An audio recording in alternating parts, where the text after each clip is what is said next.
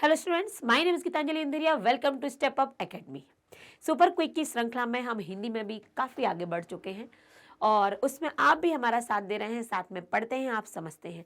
Super quick का बहुत कुछ उद्देश्य होते हैं कि बहुत जल्दी आपका पाठ कवर हो जाना। पाठ में से मुख्यतः जिन प्रश्नों को उठाया जाता है उन प्रश्नों से आपका पूरा रिवीजन करवा देना, क्योंकि पाठ बहुत लेंदी होते हैं हिंदी में, आपको पता है। पूरे पाठ का तो हम वन शॉट में पढ़ लेते हैं, हम डिटेल में पढ़ लेते हैं, लेकिन सुपर क्विक में क्या है? तो ये सुपर क्विक में क्या है कि वही है जो कि मुख्य तौर पर जिन प्रश्नों पर वो पाठ पूरा केंद्रित है या जिन जिन प्रश्नों के आने की संभावना भी होती है, उसके आधार पर हमारा पूरा रिवीजन उस पाठ का हो जाता है। तो यहाँ पर कुछ ऐसा ही है। नेताजी का चश्मा आपका पाठ 10 है, कक्षा 10वीं का पाठ 10, नेताजी का चश्मा। और आपको पता है नेताजी का चश्मा क्यों नाम दिया गया? कोई नेताजी की यहाँ पर फौज की, हिंद फौज की बात नहीं हो रही थी। यहाँ तो हवलदार साहब थे जो कि एक कस्बे से गुजरते थे, वहाँ नेताजी की स्मारक बना हुआ था, उनकी प्रतिमा बनी हुई थी जिस पर कभी दूसरा चश्मा तो कभी दूसरा चश्मा लगाया जाता था। और उसको लगाने वाला भी एक व्यक्ति था जो कि चश्मे का व्यापार, मतलब सीधा अपने चश्मे को ऐसे हैंग करके ही बेचता था। लोग उसे कैप्टन कहते थे, जिसका उद्देश्य बाकी कभी फौज में भर्ती होना था, लेकिन चूंकि एक पैर उसका ठीक नहीं था जिस कारण से वो नहीं हो पाया था फौज में भर्ती। फिर एक दिन, और जब भी वो अपने चश्मे बेचता तो कभी दूसरा फ्रेम का चश्मा नेताजी के चेहरे पर होता, हवलदार साहब देखते, कभी दूसरा। पता चला पान वाले से कि वो अपना भी प्रचार कर लेता है चश्मे का, कभी एक फ्रेम का लगाता है। चौकोर वाले का कोई व्यक्ति आया, मुझे वो वाला चश्मा अच्छा लगा जो नेताजी लगाए, वो निकाल कर वो उसको बेच देता है, दूसरा नेताजी पर लगा देता है। हवलदार साहब को लगा कि ठीक है, इसके दो काम हो जाते, लेकिन कम से कम उसे ये तो पता है कि नेताजी की मूर्ति बिना चश्मे की अच्छी नहीं लगती, वो चश्मे में ही अच्छी लगते हैं। एक चश्मा बिकता है, वो दूसरा कभी गोल्फ कभी चौकोर फ्रेम का, अपने अपने तरीके से जो भी उसके पास चश्मे होते वो लगा देता है। लेकिन कैप्टन क्यों कहते हैं नेताजी, ये हवलदार साहब के मन में जिज्ञासा थी। पता चला कि बस ऐसे ही कैप्टन कह देते हैं उसको। फिर एक दिन वो उसकी मृत्यु हो जाती है, कुछ दिनों तक उस पर कोई चश्मा नहीं होता, फिर बच्चे एक सरकंडे का चश्मा लगा देते हैं। हवलदार साहब को देखकर ये खुशी होती है कि आने वाली पीढ़ी भी देशभक्ति से ओतप्रोत लग रही है या उसमें देशभक्ति के गुण आ रहे हैं। तो ये सब कुछ नेताजी के चश्मे में, ये मैंने आपको पूरा सारांश बता दिया। अब चलते हैं हम इसके जो पाठ के प्रश्नोत्तर है, क्योंकि इसमें ग्रामर का तो ऐसा भाग था नहीं, प्रश्नोत्तर से ही संबंधित पूरा पाठ है। तो पहला प्रश्न यहाँ पर देखते हैं, सेनानी ना होते हुए भी चश्मे वाले को लोग कैप्टन क्यों कहते थे? जी हाँ, अभी मैंने आपसे कहा कि लोग उसको कैप्टन कहते थे। सेनानी नहीं था, पर वो सेना में कहीं ना कहीं भर्ती तो होना चाहता था, चूंकि उसके शरीर के कारण वो नहीं हो पाया। सेनानी ना होते हुए भी चश्मे वाले को लोग कैप्टन इसलिए कहते थे क्योंकि उसके मन में देशभक्तों के प्रति आदर और श्रद्धा के भाव थे। नेताजी की चश्मा विहीन मूर्ति उसे आहत करती थी, दुखी करती थी, इसलिए आदरवश वह नेताजी की मूर्ति पर चश्मा लगा दिया करता था। उसकी इसी भावना के कारण लोग उसे कैप्टन कहते थे। तो वो कैप्टन नहीं था, लेकिन देशभक्तों के प्रति आदर और सम्मान का भाव था। नेताजी की बिना चश्मे की मूर्ति उसे आहत करती थी, बस इसीलिए वो नेताजी की मूर्ति पर चश्मा लगाता था। लोग इसीलिए उसे कैप्टन के नाम से भी पुकारने लगे थे। अगले प्रश्न की तरफ चलते हैं जल्दी ही। वह लंगड़ा क्या जाएगा फौज में? पागल है पागल। कैप्टन के प्रति पानवाले की टिप्पणी पर अपनी प्रतिक्रिया दीजिए।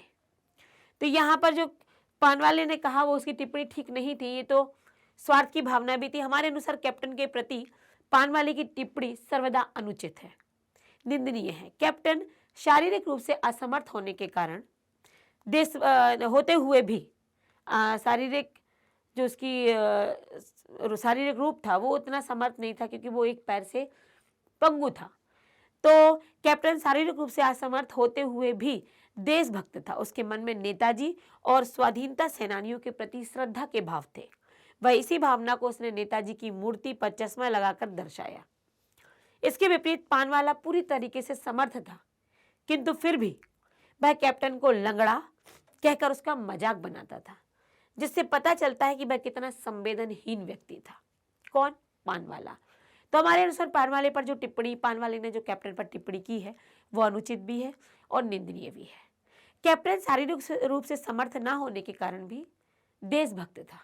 नेताजी जैसे अनेक सेनानियों के प्रति उसके मन में देशभक्ति की भावना थी, किंतु पानवाला समर्थ था, उसके बाद भी वो कैप्टन की लंगड़ा या पागल कह के उसका मजाक बनाता था। इससे पता चलता है कि पानवाले का जो व्यक्तित्व था वो संवेदनहीन था, उसे संवेदनशीलता थी नहीं उसके प्रति।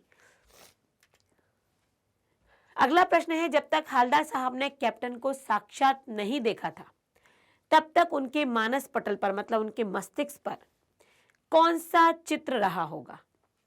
उसकी अपनी कल्पना में बताइए। जब जैसे हम भी किसी के बारे में सुन लें, कैप्टन है या कोई आ जाए, अरे राजा साहब आ रहे हैं, नाम किसी का हो, राजा बाबू हो, तो हम लगे कहीं का राजा है, वो ऐसे आएगा, उसकी पोशाक ये होगी।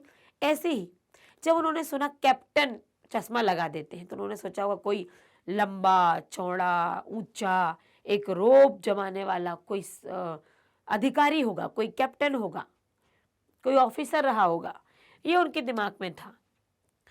कैप्टन नाम सुनकर हवलदार साहब ने सोचा कि हष्ट पुष्ट मजबूत शरीर वाला व्यक्ति होगा, जो या तो आजाद हिंद फौज का कोई अभूतपूर्व सिपाही रहा होगा या उसका सेना से संबंध होगा।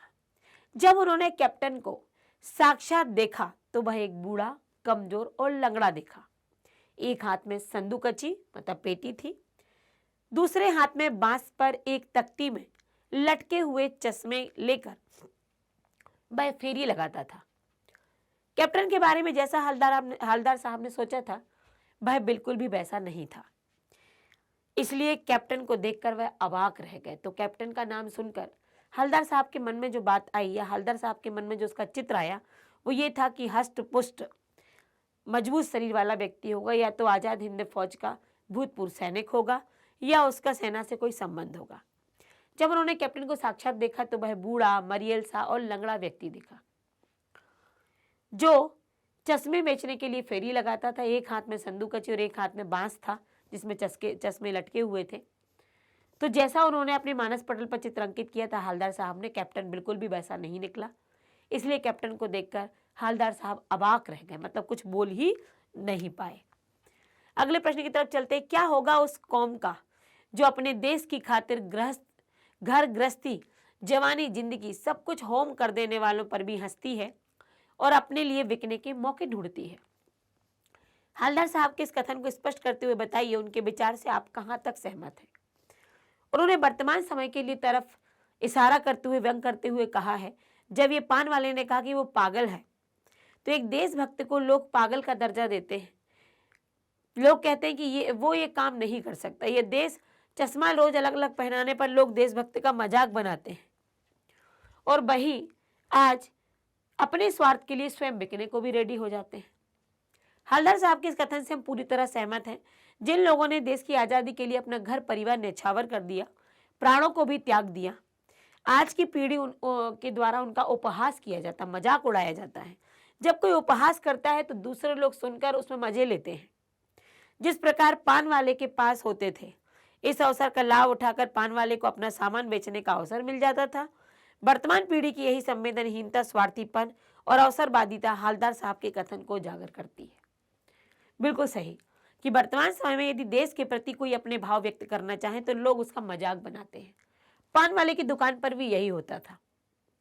पान वाला भी उनका साथ देता था, पान वाले की बिक्री होती थी और देश का मजाक बनता था। तो हवलदार साहब को यह समझ आया कि वर्तमान पीढ़ी की यही जो संवेदनहीनता है, स्वार्थीपन है, अवसरवादिता है, मौके का फायदा, हवलदार साहब के कथन से ये सारे गुण उजागर हुए कि लोग खुद बिकने को रेडी है, लेकिन जिसने देश के लिए प्राण न्यौछावर कर दिए उसका मजाक बनाने को नहीं कतराते। मूर्ति पर सरकंडे का चश्मा क्या उम्मीद जगाता है? बच्चों ने मूर्ति पर सरकंडे का चश्मा लगा दिया था, तो यह उम्मीद जगाता है कि अभी भी देश के लोगों से देशभक्ति की भावना मिटी नहीं है। हमारी भावी पीढ़ी में उस भावना ने जन्म ले लिया है। मूर्ति पर लगा हुआ सरकंडे का चश्मा देखकर हवलदार साहब को बहुत प्रसन्नता हुई। चश्मे को देखकर वे भावुक हो गए और उनकी आंखें नम हो गई। उन्हें इसकी आशा कदापि नहीं थी कि ऐसा होगा। अब तो कैप्टन मर गया। उन्हें लगा कि कैप्टन की मृत्यु के बाद अब कोई भी उस पर चश्मा नहीं लगाएगा।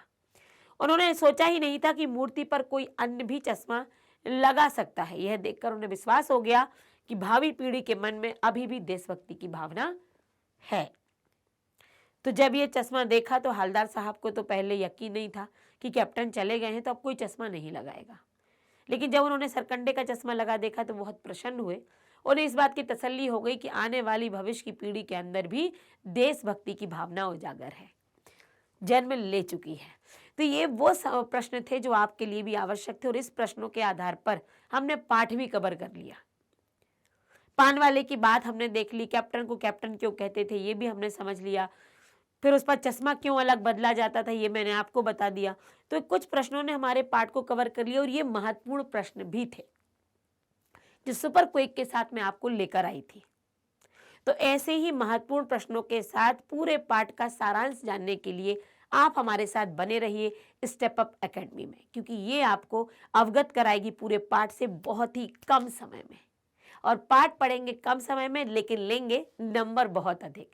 तो इसके लिए चैनल से जुड़े रहिए, लाइक सब्सक्राइब और शेयर करना बिल्कुल मत भूलिए। Thank you.